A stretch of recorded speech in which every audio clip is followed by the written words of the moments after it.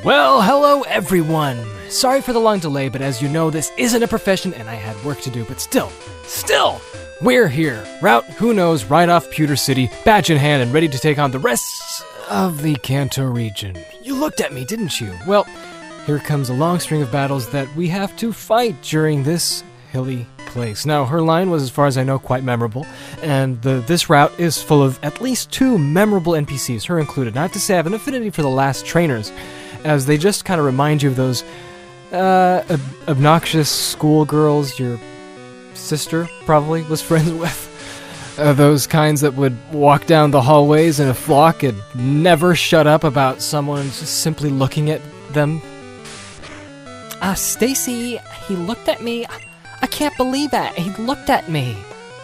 And it would go on like that for the entire rest of the day. How dare he? It's like a mafia. Okay, sorry, I'm trying to concentrate here. I'm going to be doing a lot of battling, as it probably will foresee in this playthrough, and I'm probably going to lose my mind talking, especially when I'm not a chatterbox. Maybe this was the wrong idea. Maybe I shouldn't have done a Let's Play, because I just have nothing to say. Anyway, let's continue here. Mrs. Higsby, level 8. I think we're doing a really good job. Probably not. I hope there'll be something interesting to talk about during this entire thing instead of seeing me really struggling to get Mrs. Higsby. I'm having quite a hard time here. Actually, no. Here we go. So let's see. Mrs. Higsby will use Quick Attack, as I foresee we're going to do a lot of battling in this episode, however long it's going to be. And, yeah, look at that. Go Quick Attack. This is going to be good. Pidgey, going down. And I missed because of Sand Attack. Pidgey used Gust. This isn't going very well. Don't foresee this going too well. What? No! No! All is lost. I'm having a hard time. I don't know what it is. I always thought having a great team like this, look at this, level 9, level 8, all very balanced, it would work out. I thought it would work out, and, you know, we'd be the very best there ever was. And I actually finally beat last. You're mean. And I got 135. Okay, so this last really gave me a hard time, and I thought it was going to be easy. So now I go back in defeat to go to Pokemon Center. Okay, hi. We're back. I'm going to switch my Pokemon. I must switch Mrs. Higsby because she is the weak link in the chain, and it's not going to be Tufuri who's the weak link. Now, here we go. Here's another guy. Hey, I met you in Viridian Forest. Oh, look at that. Someone remembers us. Ba-da-ba-da-dum.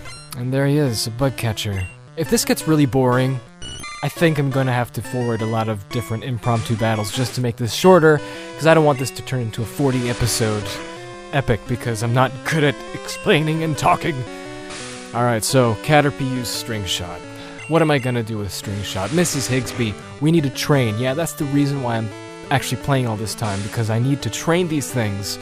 I need to get my team big, fighting fit, 100% soon, so we can fight these gym leaders with no problem. And the problem I am having right now is that I can't believe it's as tough as it is, because when I remember when I was a kid, it was pretty much of a breeze.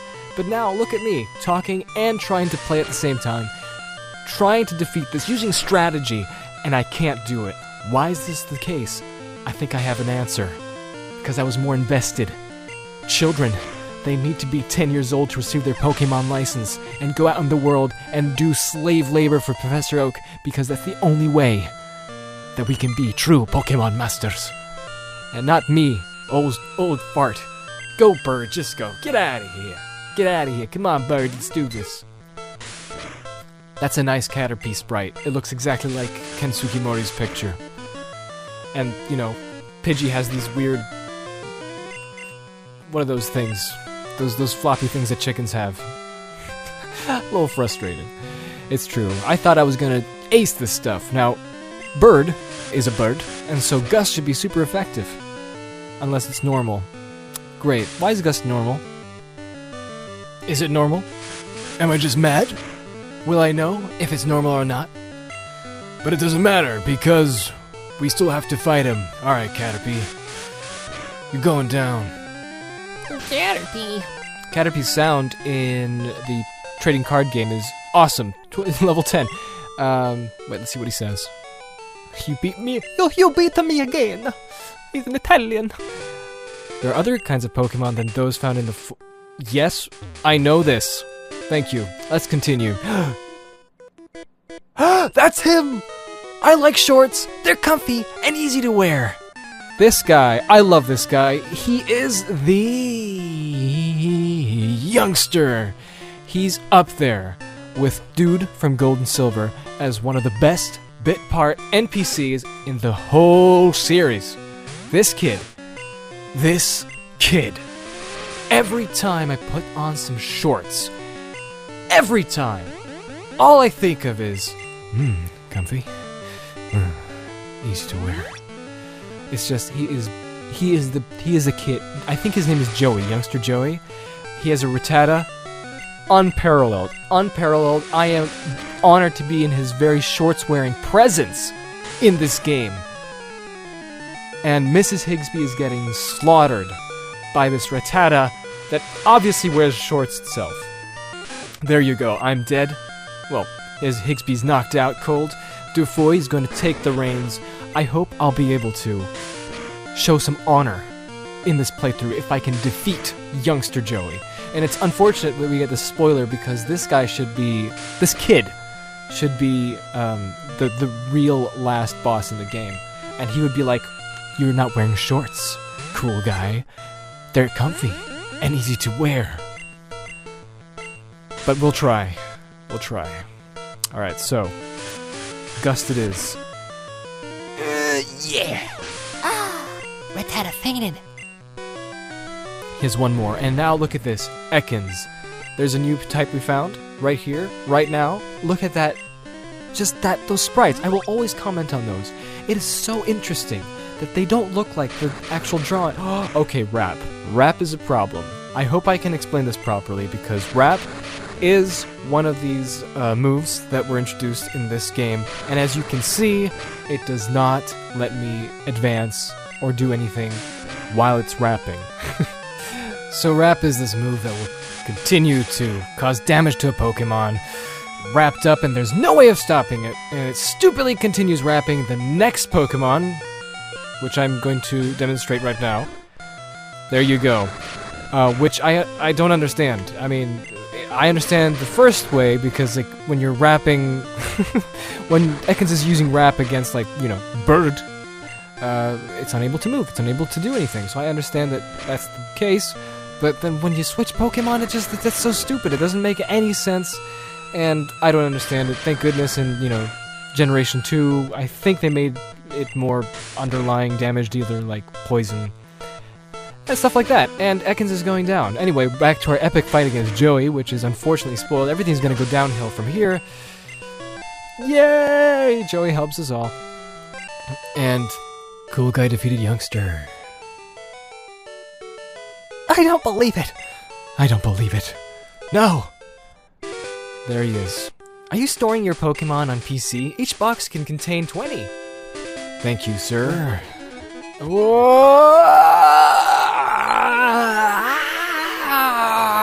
Montage end.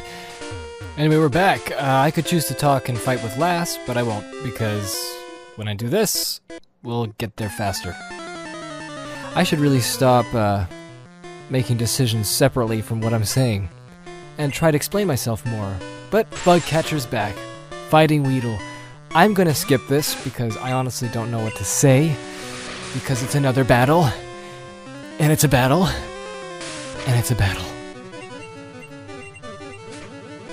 Yay, I win! There we go. If I had new Pokemon, I would have won. Yeah, well, stop catching bugs. Bugs are the weakest bunch in this game, which is one of the top dozen flaws I find very unfortunate when it comes to strategic balance. Montage again, I'm gonna try to catch a new asset to our team, and you'll see. Oh, and there we are. Back, I had to catch something new, because we need it. We really need it. And she's like, that look you gave me so intriguing. Ah, stalker. Those, you know those girls. There's a Lass. let's fight with our new guy. Yeah! Zapdos! Now, the reason Pikachu is called Zapdos is because it's a nice reference to one of our old Pokemon live-action short stories we made as kids in 2002 with our friends. We made this pretty cool story where one of our good childhood Poke fans in the day, called Wake, an ambitious trainer, would, in this particular episode, travel to Vermilion City where a new gym leader, well, I gotta take Pikachu away because, under level, where this gym leader, in Vermilion City, since this is after the Red and Blue days, so we tried to make it in the future. So this trainer called Colonel Boltz is the new gym leader in Vermilion, and he would have these two super strong Pokemon, admittedly, purportedly, and yes, and one of them is a Pikachu called Zapdos, because we wanted to make the audience go, oh no, he's gonna pick Zapdos, because he's like, go Zapdos, and it's just a Pikachu, and I made the voice going, Zapdos! Because he trained his Pikachu so well to say Zapdos, because he just wants the Zapdos. Colonel Boltz just wants the Zapdos. You should be seeing some of the video on the screen there, I hope. Ah, yes, there it is. Anyway, back to the battle. I'm gonna have to fight this lass. I can't believe how hard this is, this second time that I've actually started playing this again. It is unbelievable. I am so shocked at how horrible I am as a trainer, and I have to keep resorting to use Galahad at level 14. Now, I just have this question for everybody. Oh, look at that horn attack. I love those little horns, the little animation that it does. It reminds me a little bit of those LCD days when old Nintendo, when they made these Game & Watch games, and we had this whole influx of 90s era LCD portable Tiger Electronic games. I had Power Rangers, Pocahontas, I don't know what else, but yeah, those horns remind me of that. Anyway, my question. Do we want to evolve Squirtle? Do we want a Blastoise? Yay or nay? Should we stop at Wartortle because, the middle Pokemon hardly get it much love? Please let me know. You're dead, lass. She's like, be nice. Yeah, you're not nice to me. You weren't nice. Oh, it's... okay. So, I think I should use a potion in this case. So, items... I'll use a potion. Alright, so... maybe not. Maybe not. I think we're gonna be okay. We're gonna be okay. You can fight my new Pokemon. Uh-oh, a new Pokemon? What shall we see? Oh. Okay. Zapdos! Shock to the extreme! Anyway, sorry, so Caterpie. Oh yeah, I was gonna say, Caterpie's voice in the trading card game sounds hilarious. Just utterly charming and beautiful and hilarious. Listen, please listen to this. We love that sound so much, and I am getting destroyed by a Caterpie. Did you hear that, the sound? Oh, did you hear that? Like, all these high-frequency sounds, they can't play when that little... Did you hear that? That was a glitch. That was a ghastly sound. Diddle-diddle-diddle. I love it, I love it! I love finding these things. Alright, you've seen it here! I know other people's probably done this before, but yeah. Let's fight with Defoy! I love you, Defoy. We're fighting fire with fire. And this is a very classic match. Very classic. Very, very heart-pounding, especially among the bug-catching community in the Pokemon world. That would be a good little picture to do. Harden! Splash attack! Hey, wait guys, let me pick my Pokemon! Penis. And the overused joke writes itself. Wow, it's only been 14 minutes, and I am still struggling to say things. So, here is Poison Sting, and our Defoy doesn't know Harden, which is an interesting thing, I guess, when you don't catch a Kakuna. Oh, level 10, it's about to evolve. Alright, so, cool guy defeated Bugcatcher. I'm gonna say that a lot. Done like dinner. What? Defoy's evolving? Oh, here we go, let's witness this. What? I pressed the B button. Stopped evolving. What's this? I don't know. I mean, I think if you train it while it's still a Kakuna, I think it'll get more... I think there's more stat boosts that go on before you evolve it, so I'm going to try to do that. That's my strategy. I'm avoiding that last with her Jigglypuff. I think it was. Yeah, so we're up to Mount Moon. Hopefully we can get through it with ease, and I think I'm pretty familiar with how to get through it. So... it should be a cinch. Yep, Mount Moon ahead. I'm pretty confident. And I think we'll be able to get through it really quickly. We'll get there.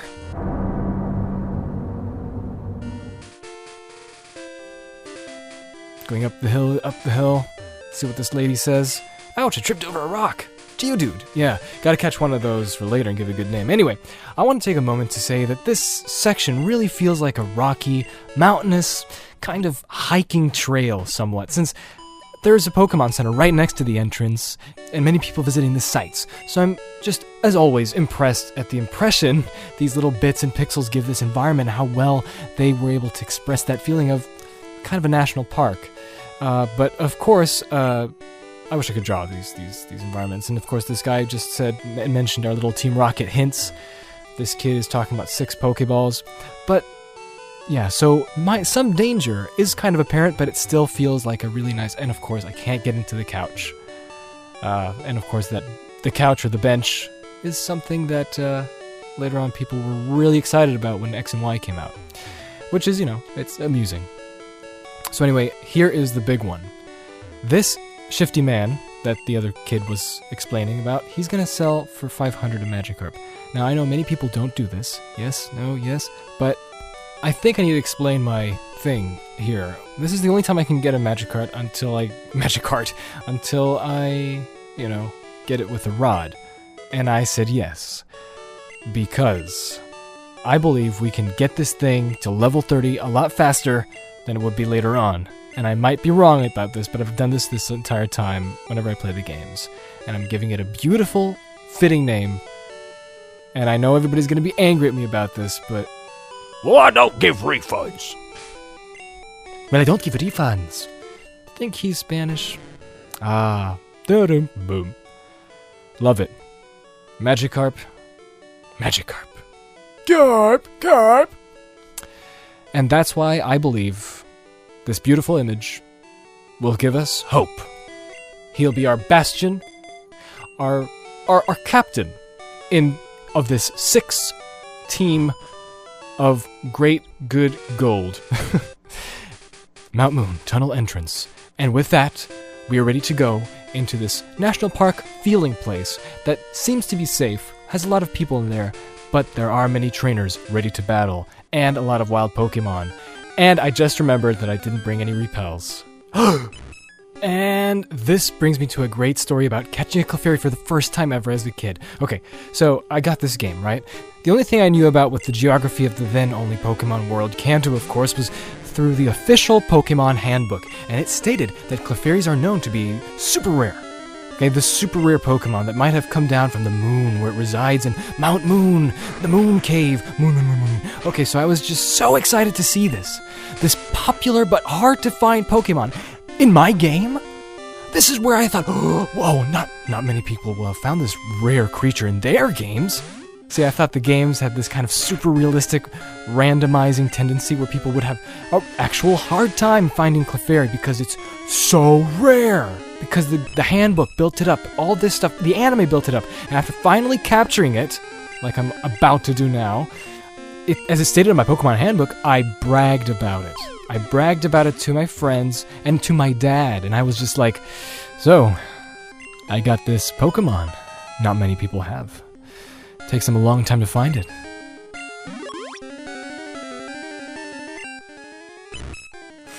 Look at those eyes.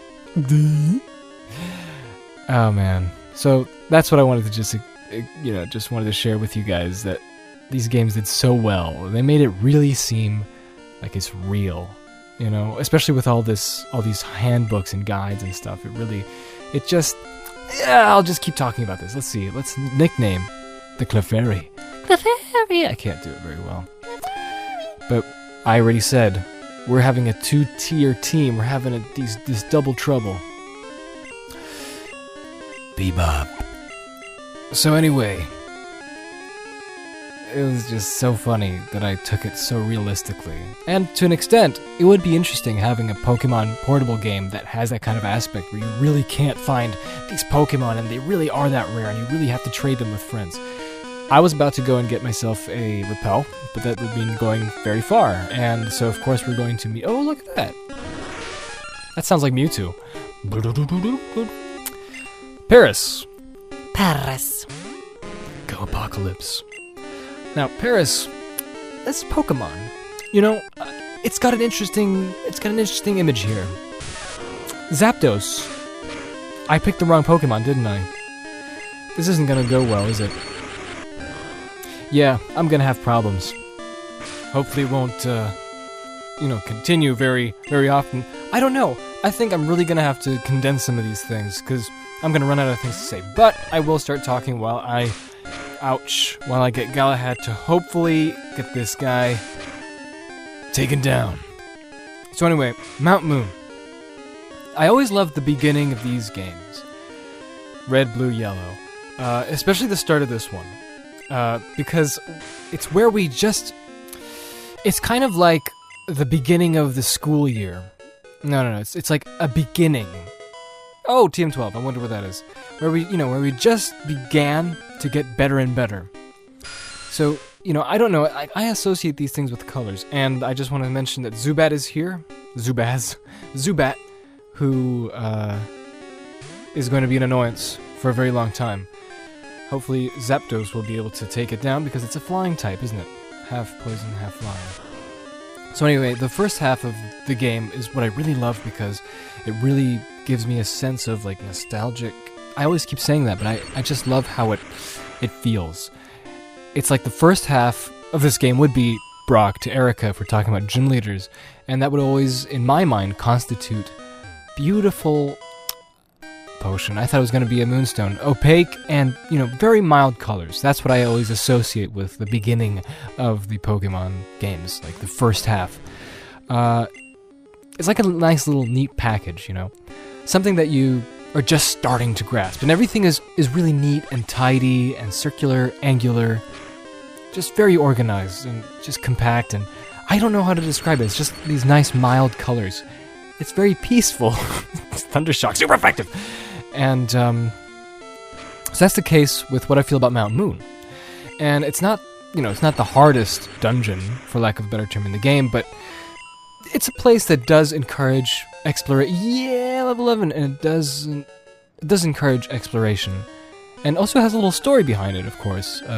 Team Rocket is here, which we're going to encounter finally. I think this is the first time we encountered Team Rocket in Mount Moon, and they're here and causing mischief, and that's how we get our introduction to these main villains of these games. Which, again, is such a great concept, I think. It's just a good idea.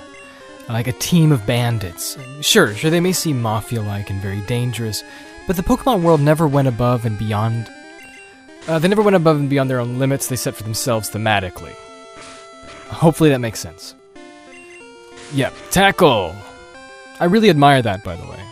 For example, most of the time Pokemon don't die, right? The battles aren't necessarily violent, nor are they particularly dangerous. Yep. So, like, the same thing probably would be... Well, I'm gonna die. The same thing, I think, would be echoed in the entire game, probably, when it comes to that lighthearted style.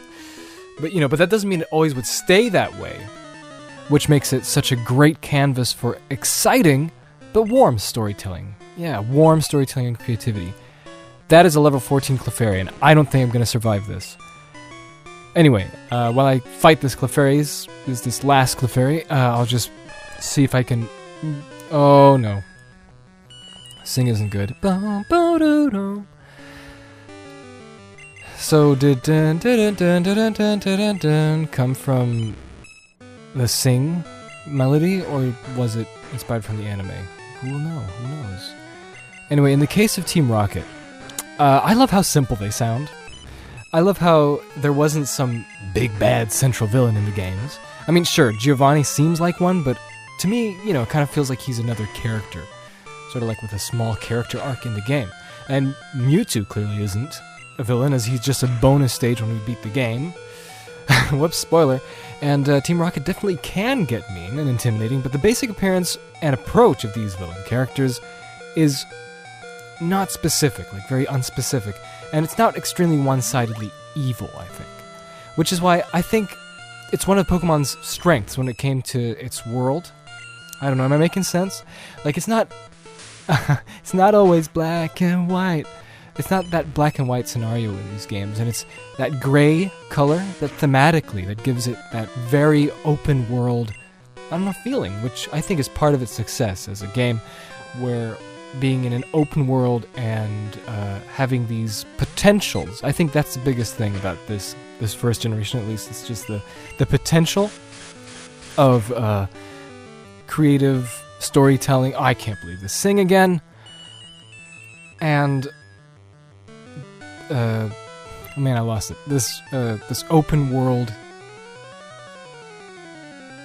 Just this it's a great feeling. It's just a great feeling, especially, which is why I think this limited technology and graphics really helped it get to that sort of stage in many people's imaginations, which was mine as well. So, that white background with these two colors, I think that actually helped trigger the imagination and this the potential that this world could bring in terms of storytelling or just creativity in general.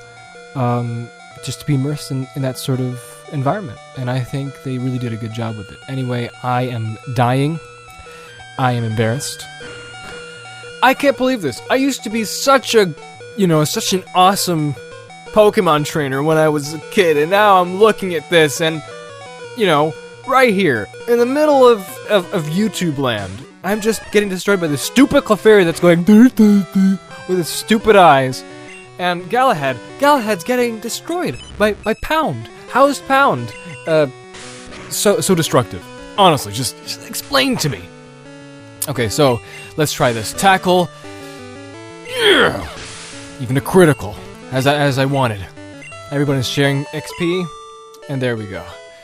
Whew. I lost? Yes, you lost. I'm going to the Pokemon Center. Hey, here we are again. Zubat level 8. Apocalypse level 6. Zapdos goes out. Just grinding it. Trying to get as good as we can. I think it's time for another grind. Oh, I heard there's some very rare fossils here.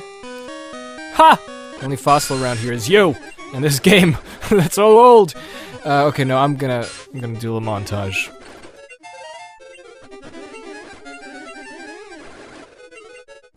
Okay, so as I recall, we have to go down those stairs to get to the ending. Because when I was... Okay, we're gonna skip any encounter because I forgot... Oh, except for this one. This is Geodude. Geodude. And we're gonna have to catch it, because how can we have a Bebop without a Rocksteady? I mean, it's just common knowledge, man. This sprite, as we keep talking about, is he closing his eyes, or does he have a cross eyes effect going on? Why is he saying, "Get out of here. This is my house. You want to go in my house? Get out of my house." And why does he have a tumor? There's a lot of unanswered questions in the world of Pokemon. Why is his other arm a noodle? Why is it flopping like a piece of bubblegum? Or chewing gum, I guess. Why... I don't know. I just know that we need to get a Geodude, because we're gonna need him. We're gonna need him for gym number 2. Oh yeah, Lieutenant Surge, soon to be replaced by Colonel Bowles, who's amazing and has a Zapdos, which is a Pichu and a Pikachu in one Pokeball, which is always amusing. I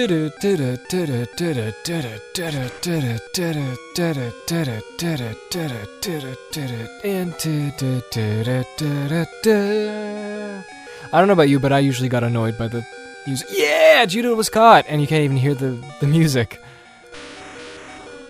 And the cry kind of changes when you have that diddle diddle diddle diddle on.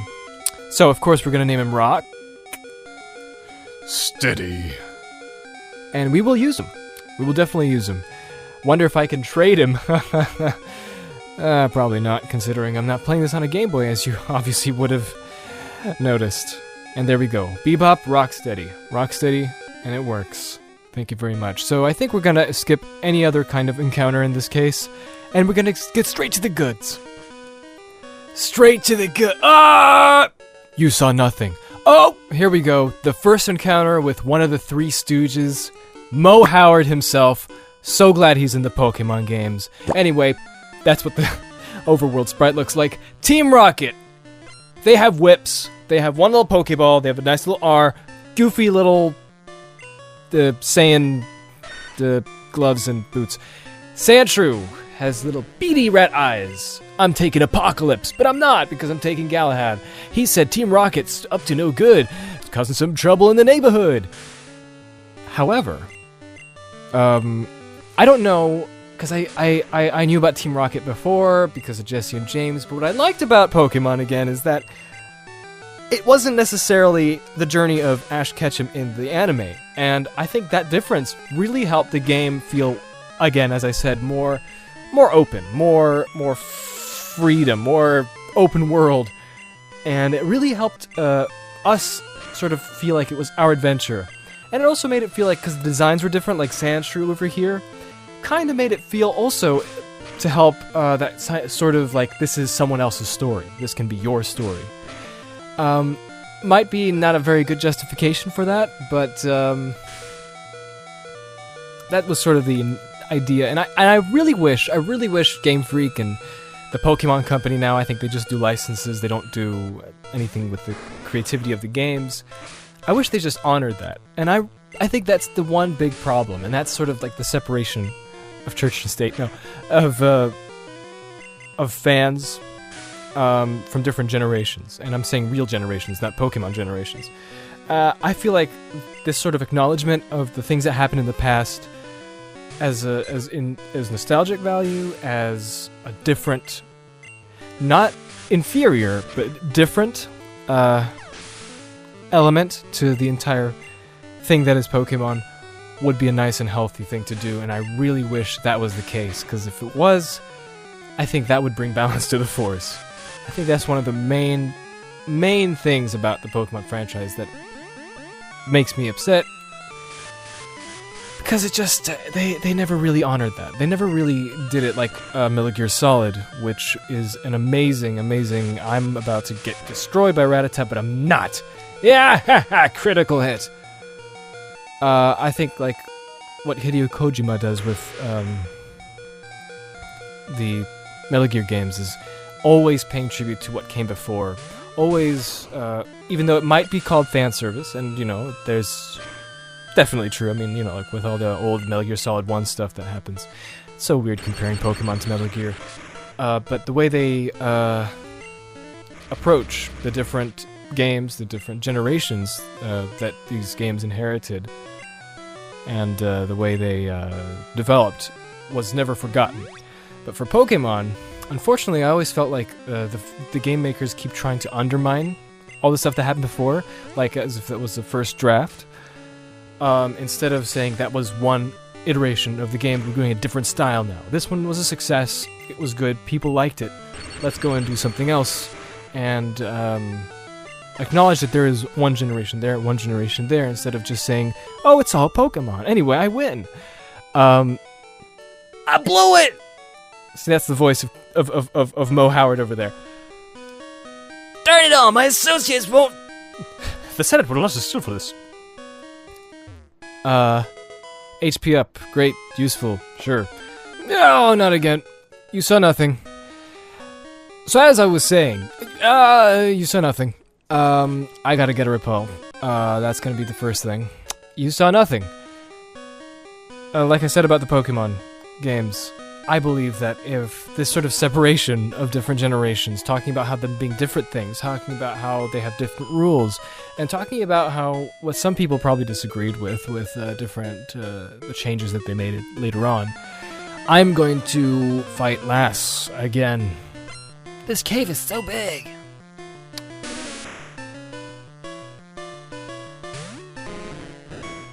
That's a new one. Oddish. Oddish.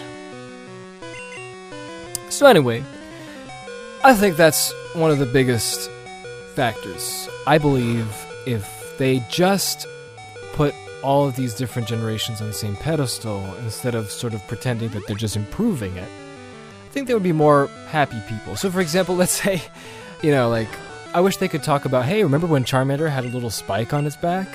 like officially talking about it, sanctioning it, and saying that was how it was in the previous generations. Back then, Bulbasaur, Haunter's sprite was weird, and stuff like that. I wish they could just talk about that. Have fun with that. Have fun with this difference, all these mistakes that they made, and all the generational shifts that happened throughout the entire history of these games.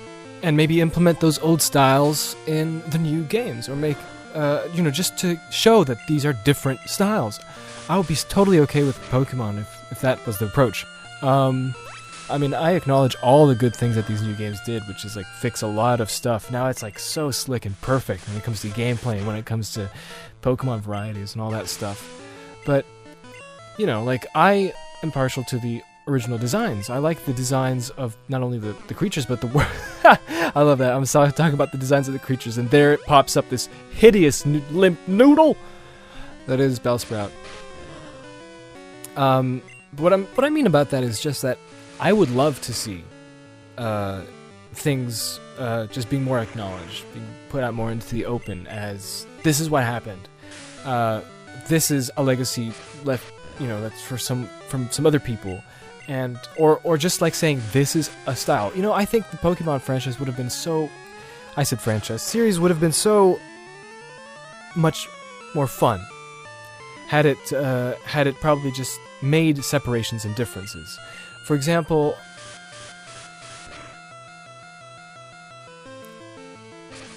am I losing? I don't know. So had it made like difference, like the next version that came out, like Gold and Silver, okay, that was like a sequel that was sort of like an improvement of the old one, which is fine. But then they had this theme of like old stuff, legends. Haha, haha. Anyway, this is a montage of me getting lost in Mount Moon. And this is the most embarrassing thing I've ever felt. Because I thought I knew Mount Moon from the back of my hand. Wasn't gonna stop me. But it's not true. I completely lost my way. No idea where to go. I totally forgot. And this may sound like it's fun to you. Like, oh, let's watch Phil get lost on Mount Moon. No, this isn't fun. I don't like this. I don't have a repel. I wasn't prepared. I thought I would be able to smoothly get through this, and I didn't. And I am embarrassed, and you get it right here. I had to make a trip to the Pokemon Center like a punk. I didn't know anything. Youngster wants to fight. And I must fight him. Go, Mrs. No, Galahad. Galahad's the man.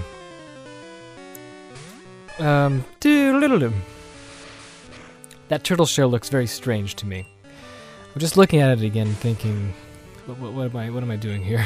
Like, why is it so uneven? That Rattata, now it has a purple tongue, as you can see. It looks kind of, like creepypasta people would make up. Oh, it looks like it's dead. See, purple tongue, just like I remember Ed, Edd n Eddy. Ed and Eddie. Where dun, dun, dun, dun, dun, dun, dun, water gun will be a great asset. I use that a lot, and I know you're making fun of it. Yeah. Alright, so in Ed, Edd n Eddy, they had there was this rumor, this, not creepypasta, but just like, theory that, all the kids are dead in the show because they have different colored tongues. And the funny thing is that I remember a long time ago, Danny Antonucci, the creator of Ed, Edd n Eddy, mentioned a while ago that they have different tongues because, as kids you eat a bunch of candies and have multicolored tongues. Which is true, fruit gushers, man. Eat those quite often. And, you can't get rid of that color. Whew, how long has it been? Pretty long. This is a pretty long session. I thought I was gonna beat Misty in this episode. I thought we could go episode 2, Gym Leader 2. Episode 3, Gym Leader 3. Youngster, losing stinks. Well, you're gonna have to figure this out. This is life, my child. So, I'm lost, as you can tell. I don't know where to go. Let us continue. I like the texture. The texture is really nice. in Mount Moon and all the other caves that we have here. I like how they look like biscuits, like shortbread. Oh, Moonstone! Alright, so I guess we could evolve our Clefairy into Clefable! I think that's a good idea, unless you guys want me to do a Nidoqueen. Can you get those in blue? Man, blue. I just love that separation of versions. I always think it's more exciting to just play one version. I know many people these days, when a new Pokemon game comes out, they pre-order. Oh, it looks like candies. They pre-order both versions and play both, which I don't know. That takes away half of the fun, in my opinion. I don't know. I mean, if they have fun with it, sure, that's great. But I think it's more fun if you have a friend, and you cannot get this next version, so you use your version and you use it, you play it, and if you want to catch them all. Go and link up with your friend and trade it, and I think that's the most fun. But, you know, I mean, I know many people buy two versions at the same time, which is fine. I mean, sure, you know. It's like that kid with the shiny Ponyta, with the 500 Game Boys that he's trying to get through. So anyway, let's see if we can get to Misty, but look how long it's been. I don't think I even can. I don't have the stamina anymore. And I thought this episode was going to be Misty and straight on until Vermilion. And I thought, that's what we're going to do. We're going to keep that strict thing. But I was overconfident, and my overconfidence was my weakness. But we have Apocalypse. Those little pixels look like lightning. Okay, so here we go. I don't know exactly where this Team Rocket member is. There he is. Well, I guess there's only one thing. We have to do it. Dun, dun, dun, bum, bum. Team Rocket will find the fossils and revive all the Pokémon.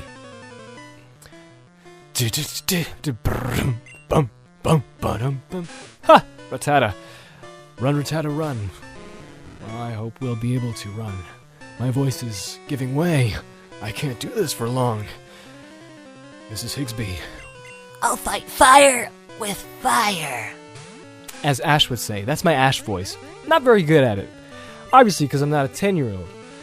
But also because I'm not Veronica Taylor, who did the voice for Ash in the original films, original TV show, and, you know, first 5-6 movies. I think it was until Advanced Generation where she left. Ouch, that was bad. I think we're gonna use Defui, even though I love the Kakuna sound. I think I mentioned it before. No, I'm just getting tired. So there's Rattata with the purple tongue. Guys, come on, this is, you know, this is creepypasta. It's a theory. Purple tongue, it's dead. Just like, you know, what was that? That Lavender Town and with the dead. Those creepypastas are hilarious. Bird. How does Pidgey sound in the anime? Kind of like that. Someday I might do a whole voice thing with, let's see how many voices I can do for all the Pokemon. Bulbasaur was particularly hard. Oh, Zubat. Bulbasaur's particularly hard because Squirtle is just the standard Squirtle. But when you do Bulbasaur, Bulbasaur! I think it's like that. It's like it's just the higher. You have to have a slight falsetto. Bulbasaur! But when you do Charmander, it's just complete falsetto. Charmander!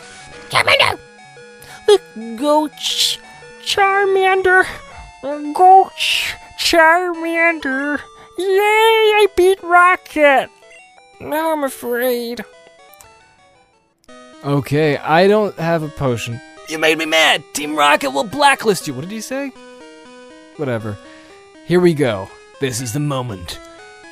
I found these fossils. They're both mine. I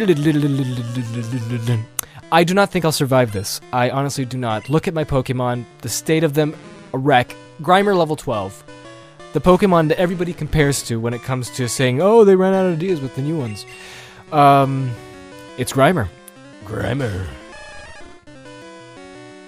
And here's another opportunity to talk about the differences in the gameplay. Disable is a move in this game that actually enables enables anything to be disabled within the Pokemon's moveset, the opposing Pokemon. Ouch! Critical hit. No good, no good. This is not gonna work. I think I'm gonna die. I think I'm gonna have to... This is gonna be the end. I can't get to the end unless I finish this, and... Yeah. So anyway, disables a random move instead of the move that you previously used. I used to get used to the gold and silver version, which was where it disables the move that the character, the Pokemon, previously used, which makes a little bit more sense. The one with the randoming move isn't necessarily bad, but it is a little bit more of a game of chance. But then again, many RPGs use chance as a huge element and factor in their games. For example, you know, rolling the dice in traditional American RPGs, and many other things that fall into play. So the criticism of Disable in the first generation, I think, doesn't have a lot of weight to it. But I do think that the more logical one is the improved one.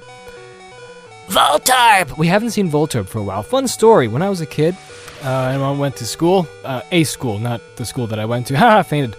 By a bird type, too. I mean, like oh, never mind. Forget the story. We'll talk about that later. We'll more Voltorbs to talk about. Coughing! Look at it. It's... I don't know what kind of design I'm feigning, but I don't know what kind of design... Ooh, running out of options. Thundershock has no sound whenever the dee-doon shows up. So coughing, why is the pirate, the smoggy, I'm done talking. I can't talk anymore. It's above his head, but the green sprite was below, so makes you wonder. I really wish they had a book that talked about the entire process. Then again, Tamashi Hiroka probably knows. You should go to her channel.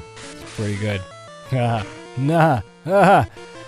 think Apocalypse is gonna is gonna do it, or is gonna spell Apocalypse for this episode. Yeah. Critical hit. Splash attack. Yep, and with that, I say adieu and goodbye. Cool guys out of usable Pokemon. And there you go. I like the black effect that they put in here. This looks rather nice. Makes coughing look pretty scary. Oh, I'm sorry, guys. We'll continue this next time. I hope you've at least had some entertainment with this. And next time we're going to defeat this guy. We're going to thunder through it. Reach Misty. Beat Misty. Go to Bill's. Do all that stuff. Go through that bridge. Hopefully it'll all turn out okay. Yeah. And, I ran out of things to say. And we're done. Thank you for episode 3. A failure of apocalyptic proportions.